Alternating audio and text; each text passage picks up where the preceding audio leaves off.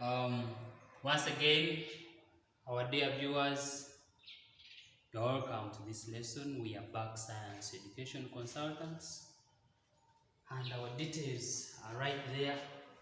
Do not forget to subscribe to our channel, and do not forget to keep following us so that you benefit fully, because that is our wish. Today, we have come back for lesson 2 about structure of an atom. In the previous video, we defined an atom as the smallest, indivisible, electrically neutral particle of matter or element that takes part in a chemical reaction. We happen to modify that definition. Today, we've come to summarize an atom. We shall not forget that an atom was not found on Earth and picked. No, an atom was discovered by a group of scientists, one by one, until when they completely describe how it looks like. These include, among others, J.J. Thomson, Rutherford, Boas, Schrödinger, and many others. We are going to use their findings today to summarize the nature of an atom. None of them disagreed with the shape of an atom. All of them described an atom as spherical in shape.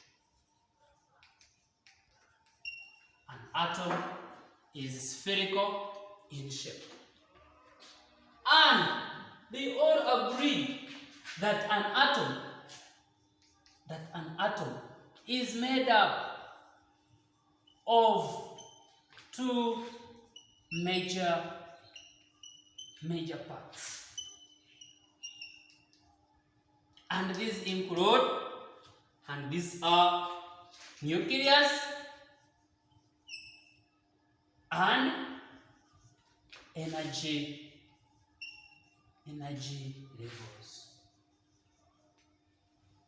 Much as we define an atom as the smallest, remember, we said it has particles inside it. And so, these particles, they have to be found in these two major parts. We may briefly look at the nucleus. This is the central part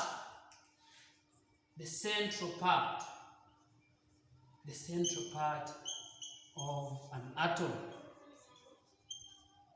The central part of an atom. When you have an atom, it is having that center. The center is called the nucleus. But, much as it is the smallest in the atom, it has the highest mass. In other words, it is where the mass of an atom is concentrated. When you weigh an atom, you are even allowed to assume that the mass you have for the whole atom is equal to the mass of the nucleus. Meaning that the rest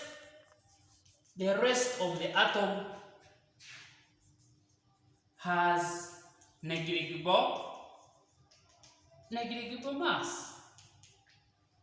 The rest of the atom does not have any significant mass. What do we find in the nucleus? In the nucleus, we normally find there two particles of the atom, i.e. it contains two particles, i.e. the protons and the neutrons. the protons and the neutrons. These are the particles that we find inside the nucleus. What do they mean? Can we briefly talk about protons?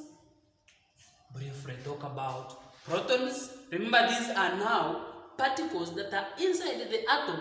However small it is, they are there, but they can't be removed.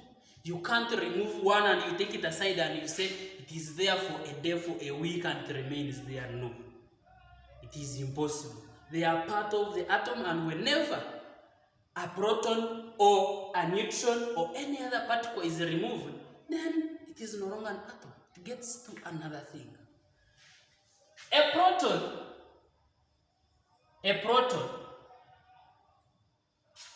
carries a positive charge. Carries a positive charge. Carries a positive charge.